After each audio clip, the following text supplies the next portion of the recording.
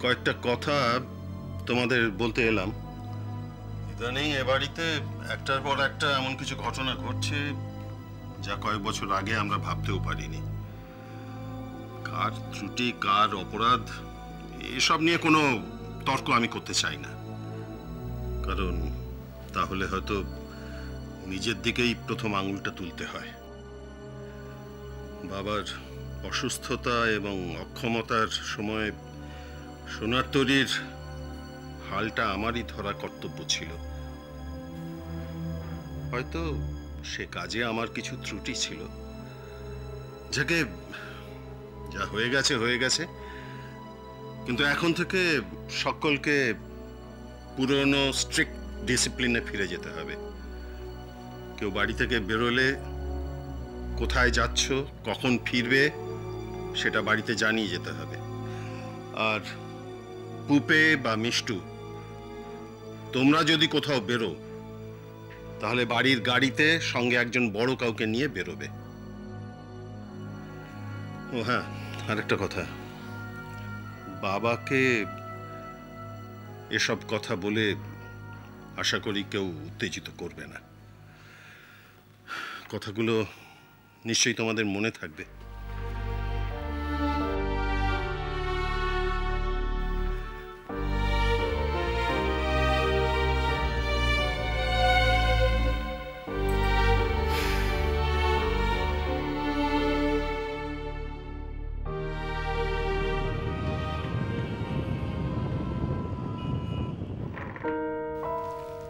আমি কিন্তু ওই তোকে তখনই বলেছিলাম যে শুধুমাত্র কিংশুকের মুখের কথার উপর ভরসা করে আমাদের বোধহয় এগোনো ঠিক হচ্ছে না।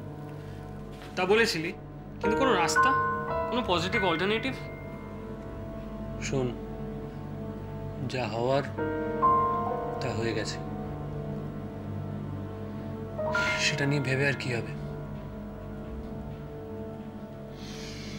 এখন কি করা যায় ঠান্ডা মাথায় সেটা ভাব। দেখ, আমার মনে হয় এই মুহূর্তে এতগুলো টাকা আমাদের কারোর পক্ষে বাড়ি থেকে আনা সম্ভব নয়। অবশ্য উত্তিও চেষ্টা করলে ম্যানেজ করতে পারে, কিন্তু ওর বাড়িতে তো অন্য কিছু ভাব। আচ্ছা, কিংশুক কি বলছে বলতো?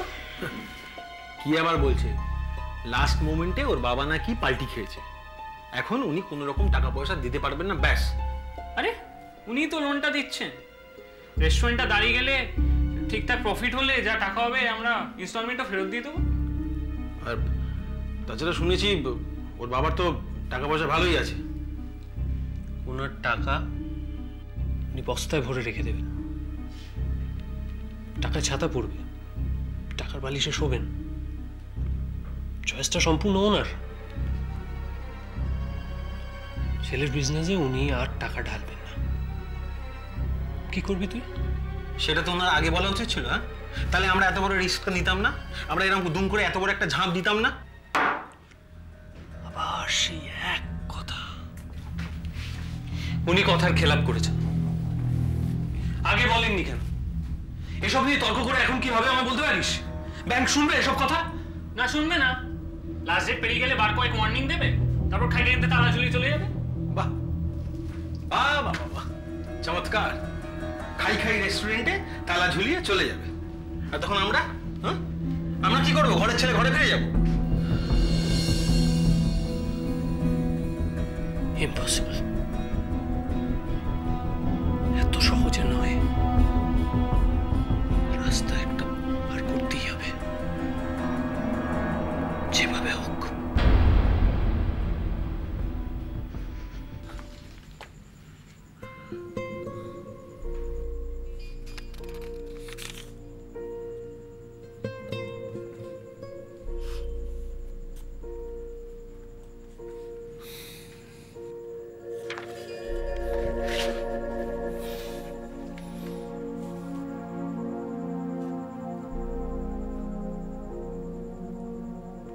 কি খবর ভূগোল বাবু?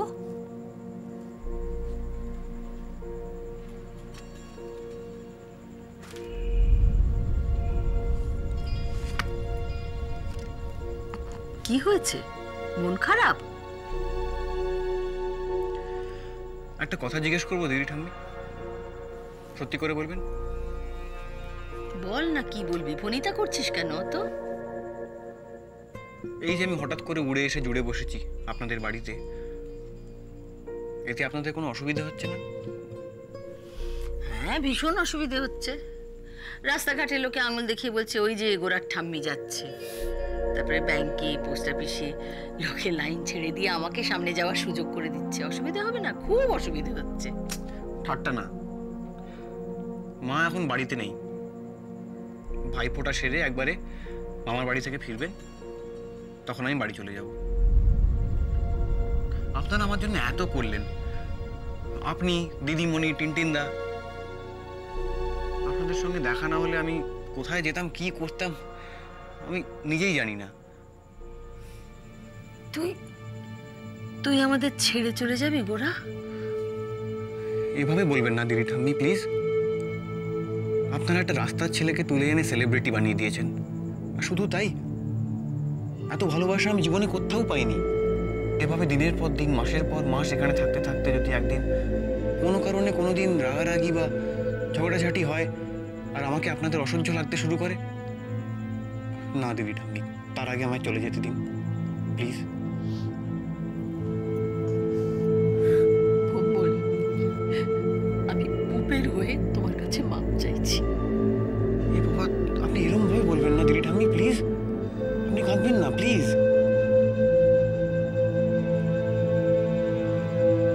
প্লিজ।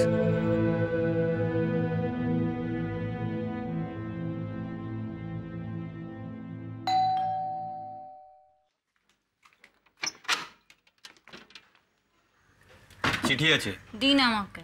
রেজিস্ট্রি চিঠি, সই করতে হবে। তাহলে দাঁড়ান, দেখছি। উপে দিদি, রেজিস্ট্রি চিঠি আছে বলছে। তুমি যা, আমি দেখছি।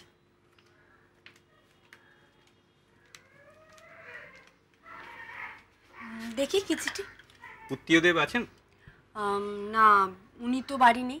এক কাজ করুন, আপনি এটা আমায় দিয়ে দিন, উনি আমার দাদা হন। ঠিক আছে, ফল লিখে সই করে দিন।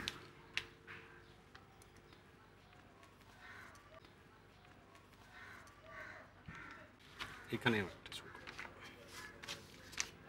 এখানে এটা দিন।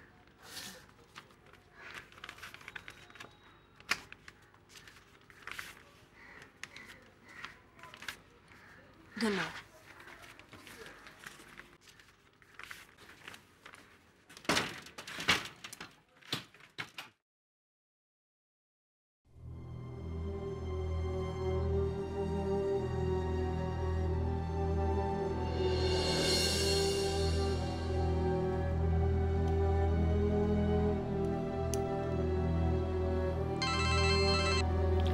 বল।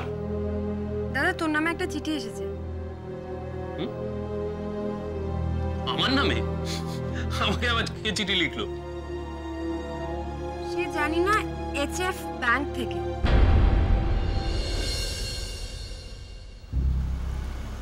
এই ওই ওই খামটা কিসের? খামটা দেখি রে।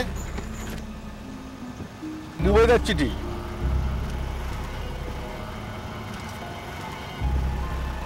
একটা এখানে কেন? রূপে দিদি বললো আসা যাওয়ার ফাঁকে বুবাইদার রেস্টুরেন্টে একবার দিয়ে আসতে। ও,